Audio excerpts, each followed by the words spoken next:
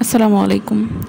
আপনি যখন জানতে পারবেন যে আপনি প্রেগনেন্ট, ঠিক ওই সময়টাতে আপনাকে যে কাজগুলো করতে হবে বা যে কাজগুলো আপনাকে অবশ্যই করতে হবে আপনার গর্ভের বাচ্চাকে সুস্থ রাখার জন্য বা আপনার গর্ভপাত থেকে আপনার গর্ভের শিশুটাকে বাঁচানোর জন্য। প্রথমে হচ্ছে আপনাকে ডাক্তারের সাথে কিন্তু সাক্ষাৎ করতে হবে যখন আপনি জানবেন যে আপনি প্রেগনেন্ট হয়েছেন। আপনি প্রেগনেন্ট হয়েছেন এটা জানার পর যত তাড়াতাড়ি সম্ভব ডাক্তারের সাথে যোগাযোগ করুন, যাতে আপনার অনাগত সন্তানের জন্মপূর্বক যত্নের বিষয়ে ব্যবস্থা নিতে পারেন। আপনি শুরু থেকেই যদি আপনি সঠিক পরামর্শ অনুযায়ী চলেন, তাহলে কিন্তু আপনার গর্ভের বাচ্চা হচ্ছে সুস্থ থাকবে এবং গর্ভপাত থেকে সে রক্ষা পাবে। এবং 2 নম্বর হচ্ছে ভালোভাবে খাওয়া দাওয়া করতে হবে। গর্ভবতী মায়েদের সুস্থতার জন্য স্বাস্থ্যকর এবং সুষম খাদ্য কিন্তু খাওয়া খুবই জরুরি। দিনে 5 থেকে 6 বার ফল ও সবজি খেতে হবে। রেজিস্টার্ড ডায়েটিশিয়ানস এর কাছে যেতে হবে এবং তাদের আপনার পরামর্শ অনুযায়ী খাওয়াটা ভালো। এছাড়াও কিন্তু আপনি প্রচুর শর্করা জাতীয় খাদ্য যেমন রুটি, পান্তা এবং ভাত হচ্ছে আপনার খাবারের প্রধান মূল ভিত্তি হতে হবে। আস্ত শসা দানার কার্বোহাইড্রেট গ্রহণ করুন, যাতে আপনি প্রচুর ফাইবার পেতে পারেন। এজন্য সাদা চালের পরিবর্তে লাল চাল এবং লাল আটার রুটি কিন্তু গ্রহণ করতে পারবেন। গর্ভবতী নারীদের পর্যাপ্ত পরিমাণে আমিষ জাতীয় খাবার কিন্তু খেতে হবে, যেমন মাছ, চর্বিহীন মাংস, ডাল, ডিম, বাদাম এবং দুধ ও দুগ্ধ জাতীয় খাবার খাওয়া প্রয়োজন। সপ্তাহে অন্তত 2 দিন মাছ খাওয়ার চেষ্টা করুন, যার মধ্যে একটি ফ্যাটি ফিশ থাকা জরুরি। মাছ প্রোটিন, ভিটামিন ডি, খনিজ এবং ওমেগা 3 ফ্যাটি অ্যাসিডের সমৃদ্ধ।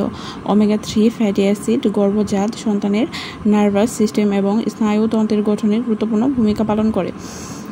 গর্ভাবস্থায় আপনাকে 2 জনের খাবার একাই খেতে হবে এমন কিন্তু কোনো কথা নেই। আপনি কিন্তু চাইলে অল্প অল্প করে একটু পরপর খেতে পারেন। এটি হচ্ছে সবথেকে ভালো খাওয়ার সিস্টেম। একবারে বেশি করে খেলে সেটা হচ্ছে আপনার জন্য এবং আপনার বাচ্চার জন্য ক্ষতিকর হয়ে যাবে, আপনার পেট ভারী হয়ে যাবে।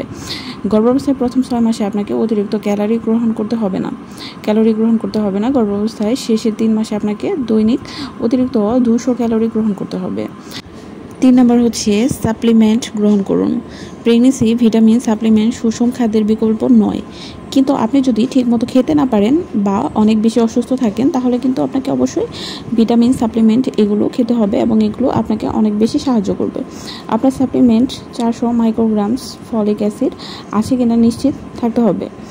আপনি বেবি নেওয়ার চেষ্টা করার সময় এবং প্রেগনেন্সির প্রথম 3 মাসে এটি আপনার খুবই প্রয়োজন। ফলিক অ্যাসিড গর্ভস্থ শিশুর নিউরাল টিউবের ত্রুটি যেমন স্পিনা ও বিফিডা হওয়ার ঝুঁকি কমায়।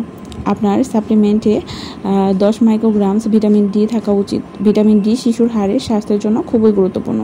ডাক্তারের পরামর্শ অনুযায়ী সাপ্লিমেন্ট গ্রহণ করবেন। যদি আপনি মাল্টিভিটামিন গ্রহণ না করেন, তাহলে আলাদাভাবে ফলিক অ্যাসিড বা ভিটামিন ডি সাপ্লিমেন্ট গ্রহণ করতে পারেন।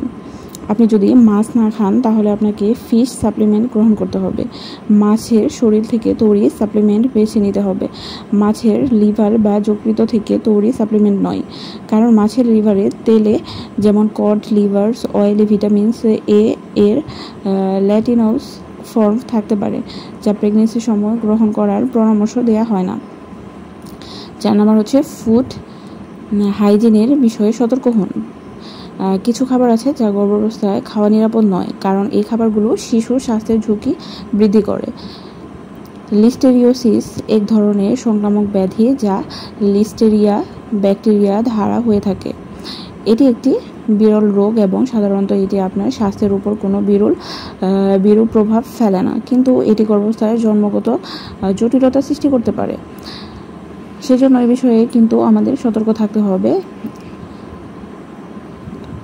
তাই গর্ভাবস্থায় এদের এড়িয়ে যাওয়াই ভালো, যেমন যে কোনো ধরনের মগজ, অপাস্তরিত দুধ বা আপনার যে কোনো প্রস্তুত ছাড়া যেমন দুধ খাওয়া যাবে না, এতে করে আপনার পেটে সমস্যা হয়ে যাবে।